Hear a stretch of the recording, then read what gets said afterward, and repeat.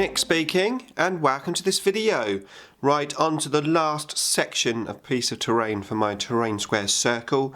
I've basically finished building now, so all I've got to do is get them painted. I'm going to give you a closer look of what I've been up to.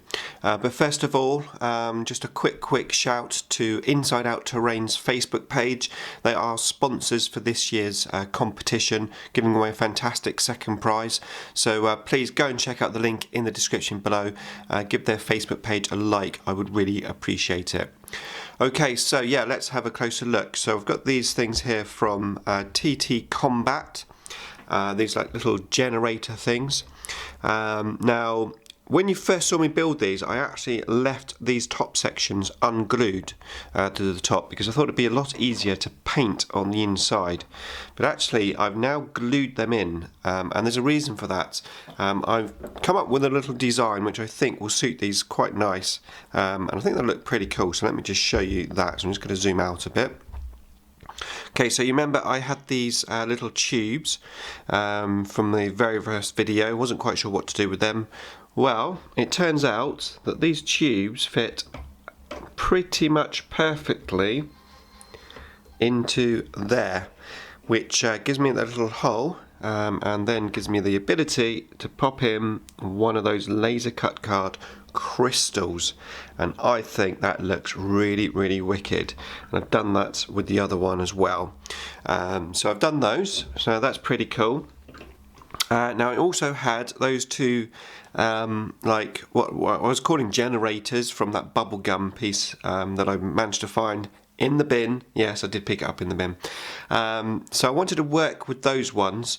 That was the last piece of terrain which you saw in the previous video, and in the end I have decided to stick the little base on the bottom there.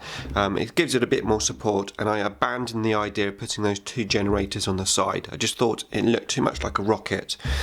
So that's there, and as you can see it's a lot more stable now, which is really good. So with the generators, what I've done is I've glued them onto a piece of cardboard. I've stuck a little symbol on that one there. I had to fill that little gap with some plastic card, and on the other side I just put a little like semicircle, and I've done that on both pieces of card here. And the idea is that what I'm going to do is paint these up, and then I'm going to sand the bottom, and then I'm going to glue these on. Actually, I'm going to glue these on before I sand them. But yeah, I'm going to glue them on, one there, and I'm going to glue one there. Now the idea is that this piece of terrain is going to be a little bit more multi-purpose. I think you know me by now, I like to have multiple options. So with this piece of terrain I can have it like that. I could have it this way round, with the two generators on the same side, and indeed I could have it like this, or I could have it obviously the other way round like that. So each game it potentially can look a little bit different, so I'm really happy with that. And of course I'm going to incorporate that into my circle.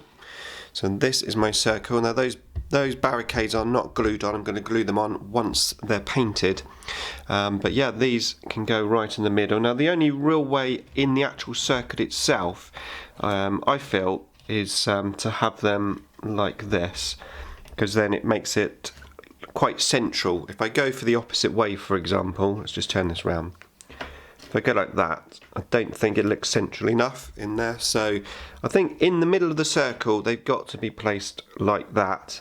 But of course when I'm not having them in the circle, they can be placed on the board in any way. And indeed they don't even have to be placed together. They could be placed as two separate little bits of like scattered terrain.